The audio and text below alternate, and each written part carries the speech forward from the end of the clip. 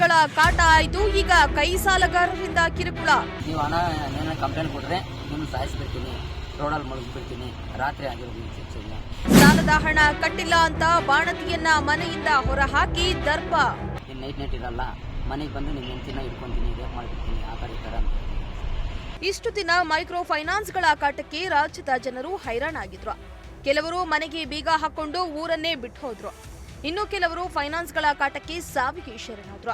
Micro ಫೈನಾನ್ಸ್ಗಳ ಕಾಟದ ಜೊತೆಗೆ ಕೈ ಸಾಲಗಾರರ ಕಾಟ ಕೂಡ ಹೆಚ್ಚಾಗಿದ್ದು, ಸಾಲ ಪಡೆದುಕೊಂಡವರು ಜೀವ ಭಯದಲ್ಲಿದ್ದಾರೆ. ಹೌದು, ಸಾಲದ ಹಣ ಕಟ್ಟಿಲ್ಲ ಅಂತ ಬಾಣತಿಯರನ್ನ ಮನೆಯಿಂದ ಹೊರಹಾಕಿ ಮನೆಗೆ ಬೀಗ ಹಾಕಿ ಸಾಲಗಾರನು ದರ್ಪ ಮೆರೆದಿದ್ದಾನೆ.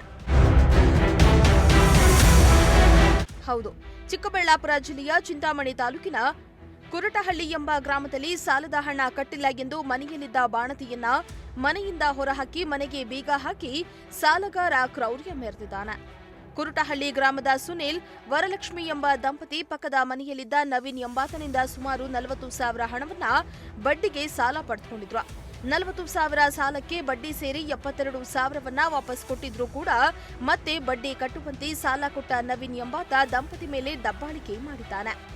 ಕೊಡ್ಲಿಲ್ಲ ಅಂದ್ರೆ ಮನೆಯಿಂದ ನಿಮ್ಮನ್ನ ಹೊರಹಾಕಿ ಮನೆಯನ್ನ ಕೆಡುತ್ತೇನೆ ಎಂದು ನವೀನ್ ಧಮಕಿ ಹಾಕಿದ್ದಾನೆ ಎಂದು ಸುನಿಲ್ ಅಳಲನ್ನ ತೋಡ್ಕೊಂಡಿದ್ದಾರೆ. ನಾವು ವಾಸು ತಗೊಂಡಿದ್ದು 40,000ಕ್ಕೆ 72,000 ಫೋನ್ ಪೇ ಮಾಡಿದ್ವಿ, ಕ್ಯಾಶ್ ಕೊಟ್ಟಿದ್ದೀವಿ. ಈಗ 1.5 ಲಕ್ಷ ಹೇಳ್ತಾ ಇದ್ದಾರೆ. 1.5 ಲಕ್ಷ ಕೊಟ್ಟಿಲ್ಲ ಅಂದರೆ ನಿಮ್ಮ ಊರಲ್ಲಿ ನಿಲ್ಲಿಸಲ್ಲ, ಮನೆ ಹೊಡೆದಾಕ್ತೀನಿ, ಆ ಥರ ಈ ಥರ ಎಲ್ಲ ದೌರ್ಜನ್ಯ ಮಾಡ್ತಾ ಇದ್ದಾರೆ ಸರ್. ಏನು ಮಾಡಿದ್ರಿ ಅದನ್ನು? ಫೋನ್ ಪೇ ಮುಖಾಂತರ 70,000 ಮಾಡಿದ್ದೀನಿ, ಕ್ಯಾಶ್ ಕೊಟ್ಟಿದ್ದೀನಿ, 2 ಮಾಡಿದ್ದೀನಿ ಸರ್. ಕೊಟ್ಟಿದ್ದೀರಾ? ಹೌದು, ಕೊಟ್ಟಿದ್ದೀನಿ. ಪಕ್ಕದ ಮನೆಯಲ್ಲಿದ್ದ ನವೀನ್ ಕುಟುಂಬದಿಂದ ಸಾಲ ಪಡೆದುಕೊಂಡಿದ್ದು 3 ಪಟ್ಟು ಹಣ ಕಟ್ಟಿದ್ರು ಕೂಡ ಮತ್ತೆ ಮತ್ತೆ ಕಟ್ಟುವಂತೆ ಪೀಡಿಸಿ ಕಿರುಕುಳ ನೀಡುತ್ತಿದ್ದಾರಂತೆ. ಅಲ್ಲದೆ ಬಾಣಂತಿ ಅನ್ನೋದನ್ನ ನೋಡದೆ ಮನೆಯಿಂದ ಹೊರಹಾಕಿ ಮನೆಗೆ ಬೀಗ ಜಡಿದು ನವೀನ್, ಪ್ರದೀಪ್, ಪದ್ಮಮ್ಮ ಎಂಬುವವರು ದರ್ಪ ತೋರಿದ್ದಾರೆ. ಅಲ್ಲದೆ ಹಲ್ಲೆ ಮಾಡಲು ಮುಂದಾಗಿದ್ದು ದಂಪತಿ ಪೊಲೀಸರ ರಕ್ಷಣೆಗೆ ಕೋರಿದ್ದಾರೆ. ನಮಗೆ ನ್ಯಾಯ ಕೊಡಿಸಿ ಎಂದು ಚಿಂತಾಮಣಿ ಗ್ರಾಮಾಂತರ ಪೊಲೀಸ್ ಠಾಣೆಗೆ ದೂರನ್ನ ಕೂಡ ನೀಡಿದ್ದಾರೆ. ಸರ್, ಅವ್ರೇನಂತ ಹೇಳಿಲ್ಲ, ನೀವು ಹಣ ಏನಾರ ಕಂಪ್ಲೇಂಟ್ ಕೊಟ್ಟರೆ ನಿಮ್ಗೆ ಸಾಯಿಸ್ಬಿಡ್ತೀನಿ, ರೋಡಲ್ಲಿ ಮುಳುಗಿಸ್ಬಿಡ್ತೀನಿ, ರಾತ್ರಿ ಆಗಿರೋದು ಶಿಕ್ಷೆಲ್ಲ. ನಾವು ಮನೇಲಿದ್ದರೆ ಅವ್ರು ಪೊಲೀಸರು ಎಷ್ಟು ದಿನ ನಿಮ್ಗೆ ವೆಯ್ಟ್ ಮಾಡಲ್ಲ, ಅವರು ಕಾವಲಿರಲ್ಲ, ಅವರು ನಮ್ಮ ಹೊಡೆದು ಬಿಡ್ತೀವಿ, ಆಮೇಲೆ ಪೊಲೀಸರು ಬರ್ತಾರೆ, ಆ ಥರ ಈ ಥರ. ಮನೆಗೆ ನುಗ್ಗಿ ನೀನು ಇರಲ್ಲ, ಇನ್ನು ನೈಟ್ ಇರಲ್ಲ, ಮನೆಗೆ ಬಂದು ನಿಮ್ಮ ಹೆಂಡತಿನ ಇಟ್ಕೊಂತೀನಿ, ರೇಪ್ ಮಾಡಿಬಿಡ್ತೀನಿ, ಆ ಥರ ಈ ಥರ ಅಂತ.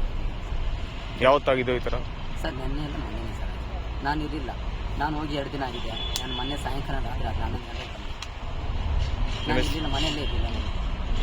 ಅದೇನೇ ಆಗ್ಲಿ, ಕಷ್ಟ ಎಂದು ಬಂದಾಗ ಸಾಲ ಕೊಟ್ಟು ಕಷ್ಟಕ್ಕೆ ನೆರವಾಗಿ ಬಡ್ಡಿ ಹಣವನ್ನ ಕಟ್ಟಿದ್ರೂ ಕೂಡ ಮತ್ತೆ ಮತ್ತೆ ಪೀಡಿಸಿ ಈ ರೀತಿಯ ದೌರ್ಜನ್ಯ ಮಾಡಿ ಕಷ್ಟಕ್ಕೆ ನೆರವಾದವರೇ ಈ ರೀತಿ ಕಷ್ಟ ಕೊಟ್ರೆ ಅವರು ಎಲ್ಲಿಗೆ ಹೋಗ್ಬೇಕು? ಕೂಡಲೇ ಪೊಲೀಸ್ ಅಧಿಕಾರಿಗಳು ಕ್ರಮ ಕೈಗೊಂಡು ಬಾಣಂತಿಯನ್ನ ಮನೆಗೆ ಸೇರಿಸಬೇಕಾಗಿದೆ. ಮೋಹನ್ ಕುಮಾರ್, ಪ್ರಜಾಶಕ್ತಿ ಟಿವಿ, ಚಿಕ್ಕಬಳ್ಳಾಪುರ.